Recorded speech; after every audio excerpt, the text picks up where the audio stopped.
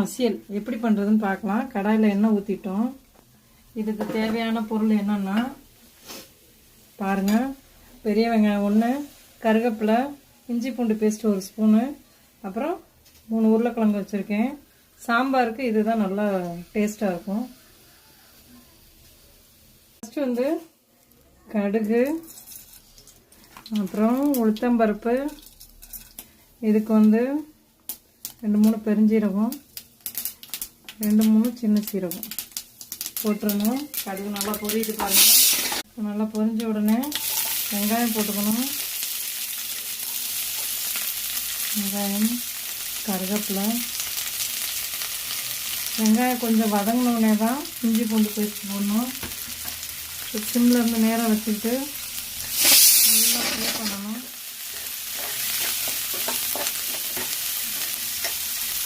சைடில் வேறு cooker sound விடுது. ரொம்ப லேட் ஆகிடுச்சு, பசிக்குது. சாப்பாடு வேறு பண்ணிக்கிட்டு இருக்கோம் நாங்கள். அதை விட ஒரு வீடியோ போட்டுடலாமேன்னு. வெங்காயம் வதக்கும் போது எப்போவுமே வந்து கொஞ்சம் உப்பு போட்டுக்கணும். சாதம் ரெடிங்க. தச்சு அமைச்சியாச்சு. இனி குக்கர் விட்டுலாம் உங்களை டிஸ்டர்ப் பண்ணாது. நல்லா ஃப்ரை பண்ணிக்கோங்க. இது ஃப்ரை லைட்டாக ஆன உடனே இஞ்சி பூண்டு பேஸ்ட் அதில் போட்டுறணும். போட்டுட்டு அதையும் கொஞ்சம் அந்த இஞ்சி பூண்டு பேஸ்ட்டு போகிற அந்த வாசம் நல்லா ஃப்ரை பண்ணிவிட்டு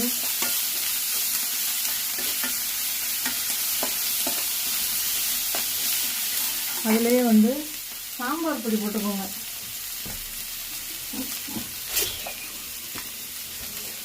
சாம்பார் பொடி இந்தாங்க. சாம்பார் பொடி ஒரு 1 ஸ்பூன் அளவு போடுங்க.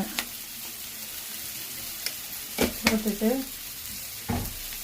அதையும் ஒரு நல்லா ஃப்ரை பண்ணுங்க.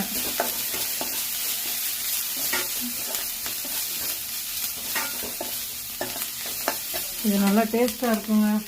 உருளைக்கிழங்கு போடும்போது இந்த மாதிரி கையில் கொஞ்சம் அப்படி போட்டுக்கோங்க, மசிச்சு விட்ட மாதிரி.